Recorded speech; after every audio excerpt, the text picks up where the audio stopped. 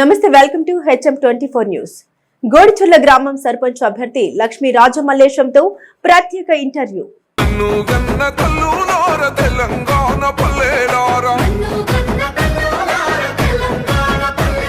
నమస్కారం అండి. నమస్కారం. మీ పేరు? నా పేరు రాజమల్లేశం. మా మిస్సెస్ పేరు లక్ష్మి.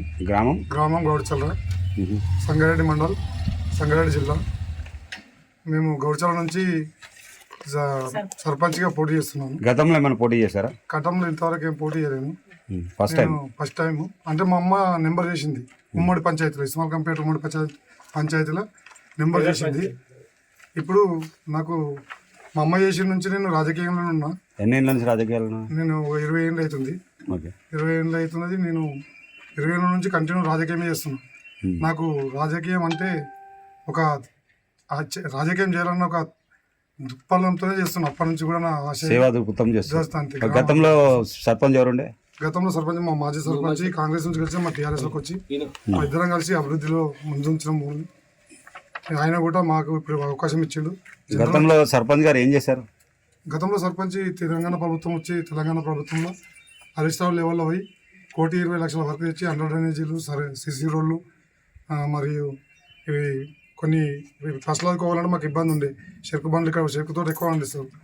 ఫ్యాక్టరీ కోవాలంటే చాలా ఇబ్బంది ఉండే. రోడ్డు పై తోతుంటే యాక్సిడెంట్ అయ్యేటి అటువంటివి లేకుండా మా చింతాబాబాకర్ గారు అప్పుడు మాజీ ఉన్నా కానీ ఎమ్మెల్యే హరీశ్రావు లెవెల్లో ఫోన్ చేసి కలెక్టర్ గారు స్పెషల్ బండ్లకి తెచ్చి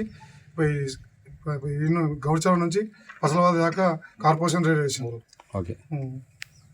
సో ఇప్పుడు ప్రజెంట్ అయితే మీ దగ్గర బీఆర్ఎస్ పార్టీ ఉంది, రూలింగ్లో ఉంది. అధికార పార్టీ కాంగ్రెస్ ఉంది. మన నిధులు ఎలా వస్తాయి అనుకుంటున్నారు? మాకు ఎమ్మెల్యే గారు ఉన్నారు సార్. ఎమ్మెల్యే గారు ఉన్నారు చింతాబాబు గారు. వాళ్ళకు వచ్చిన బడ్జెట్తో అభివృద్ధి చేస్తారు.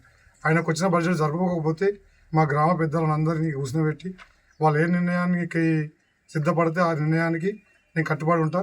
నేను మాత్రం బీఆర్ఎస్ పార్టీ ఎక్కడ విడిచిపెట్టను. నేను ఇప్పటివరకు నేను ఫస్ట్లో ఎప్పుడైతే రాజకీయంలో దిగినో అప్పటి నుంచి బీఆర్ఎస్లో ఉన్నా. ఇప్పటికి కూడా బీఆర్ఎస్ పార్టీలో ఉన్నా. బీఆర్ఎస్ పార్టీని ఎక్కడ వదల.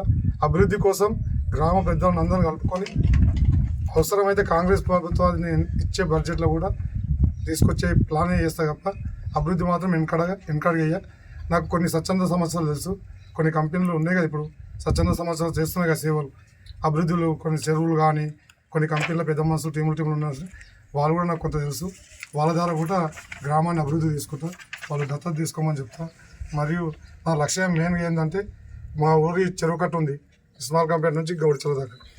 మా గౌడిచర్ల చెరువు కట్టని అభివృద్ధి చేసి దాని యొక్క రూపకల్పన మార్చి ఒక వాకింగ్ సెంటర్లా దాని యొక్క వాతావరణం చేంజ్ చేసి ఇస్మాల్కంపేటలో కానీ గౌడిచర్లలో కానీ దాన్ని వాకింగ్ సెంటర్లో చేసి దాన్ని అభివృద్ధి చేయాలనే కళ నాకుంది. ఎన్ని ఓట్లు ఉన్నాయి ఇక్కడ?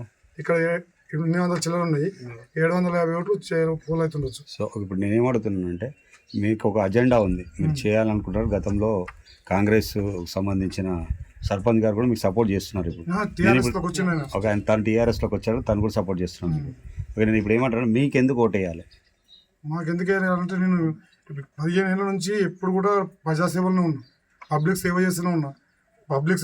నేను నాకు 4 పిల్లలు, నాకు రాదని అవకాశం రాదని తెలిసి కూడా నేను ప్రజాసేవలోనే ఉన్నా, పబ్లిక్ సేవనే చేస్తున్నా. ఎప్పుడు కూడా వెనకడుగు వేయలే. ఏ సమస్య ఉన్నా గ్రామంలో పోలీస్ స్టేషన్ కానీ ఎవరన్నా ఏదైనా అయినా అని ఎవరికేమైనా ఆన్ ద స్పాట్లో గంట అటు ఇటు వెళ్ళి వాడికి గమ్యాన్ని చేరుకుంటా. ఎల్లప్పుడు అందుబాటులో ఉంటాయి. ఎల్లప్పుడూ పబ్లిక్ సేవ చేసుకుంటున్నాను ఇప్పటిదాకా కూడా. నాకు రాదని అవకాశం తెలుసు నాకు, కానీ నేను ప్రజాసేవ చేయాలి, పబ్లిక్లో ఉండాలి, నాకంటూ గుర్తింపు రావాలి అనే దృక్పథంతోనే అప్పటి నుంచి రాజకీయ సేవ చేస్తూ ఉన్నాను. ఎప్పుడు కూడా నేను ఇంకో విషయం, ఇప్పుడు అధికారంలో కాంగ్రెస్ పార్టీ ఉంది. ఆ కాంగ్రెస్ పార్టీ ఇచ్చిన హామీలు కూడా నెరవేర్స్తానని చెప్తుంది. సో ఇక్కడ ప్రత్యర్థి పార్టీ కాంగ్రెస్ ఉంది కాబట్టి మీకు ఏమైనా ప్రలోభ పెట్టే అవకాశం ఉంటే మీరు మీ గ్రామస్తులకు ఏం చెప్పాలనుకుంటున్నారు? ఇప్పటివరకు కాంగ్రెస్ ప్రభుత్వం చేసింది ఏం లేదు. గౌడిచర్ల గ్రామంలో చెంచడి మట్టి తీసి ఇట్లా చేసింది లేదు.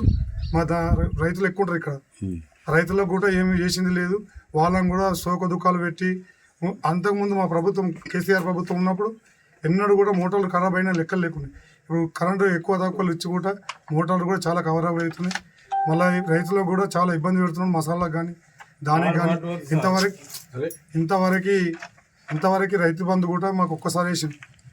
రైతు బంధు ఇంతవరకు ఎవరికి 2 ఏళ్ళ దగ్గరకు వస్తున్నది, ఒక్కసారి మాత్రమే రైతు బంధు వేసిండ్రు. అందరూ కూడా రైతులు కానీ పబ్లిక్ కానీ ప్రతి ఒక్కరు కేసీఆర్ ప్రభుత్వాన్ని కోరుకుంటున్నారు. మనం దీవిస్తేనే వాళ్ళు కేసీఆర్ ప్రభుత్వం మళ్ళీ వస్తుంది. మేము కూడా ఆయన కోసమే కష్టపడతాం, ఎక్కడ కూడా మేము వెనకడిగేయం. మాకు కాంగ్రెస్ పార్టీ నుంచి ఎలాంటి ప్రభావాలు లేవు. అటువంటివి ఉన్నా కానీ మేము దానికి సమాధానం ఇచ్చి విజయంలో ముందుంటాం.